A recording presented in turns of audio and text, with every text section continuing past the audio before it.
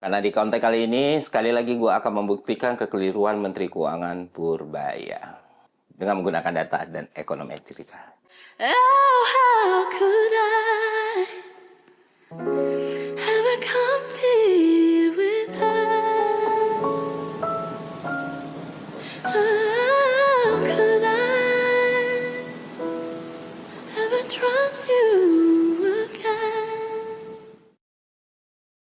Belakangan, ya 1 atau 2 bulan terakhir ya, gue kembali lagi rutin membahas soal ekonomi, khususnya makroekonomi ya, dengan tujuan untuk memberikan edukasi, untuk meletakkan objektivitas di atas segalanya gitu, dan memberikan pemahaman yang baik untuk publik mengenai apa yang terjadi di sekitar kita gitu. Karena yang mau gue sampaikan adalah edukasi serta disiplin ilmu ekonominya gitu kan. Makanya tidak ada keberpihakan sama sekali. Bahkan beberapa konten gue tuh cenderung malah meringankan tugas pemerintah. Misalnya kayak ngejelasin harga minyak kenapa tidak naik, Pertamax dan Pertalite gitu. Di konten terakhir gue juga jelasin bagaimana situasi ini berbeda dengan 98 dan lain sebagainya. Jadi bukan tipikal konten oposisi atau pembenci atau penentang pemerintah. Justru ya itu, karena kita objektif, ada hal yang salah kita benerin, ada hal yang keliru ya kita lurusin, kan seperti itu.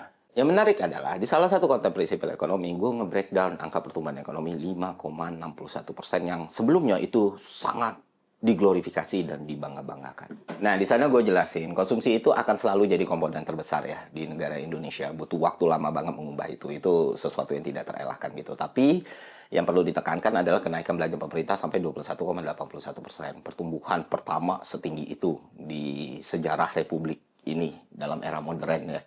Dari 10 tahun terakhir lah sejak datanya di capture itu nggak pernah 21,81% gitu. Range-nya itu antara 3 sampai 6%-an. Jadi ini menarik untuk dibahas, ini menarik untuk diperhatikan, bukan berarti itu benar atau salah ya, tapi dampak dan kausalitas yang muncul setelahnya. Itulah yang kita coba untuk breakdown dan bahas gitu. Dengan kata lain, di konten itu gue bilang, kalau government spending tidak sebesar ini, tidak 815 triliun, tidak 30% dari APBN, tidak 21,81%, maka pertumbuhan ekonomi itu tidak mencapai 5,61%, bisa jauh lebih rendah dari itu. Dan inilah yang harus diperhatikan oleh government kita, karena kausalitas dan risiko yang muncul setelahnya itu besar kalau ini tidak termitigasi dengan baik. Nah, yang menarik adalah ternyata Pak Purbaya membicarakan hal yang mirip tapi punya pendapat yang berbeda.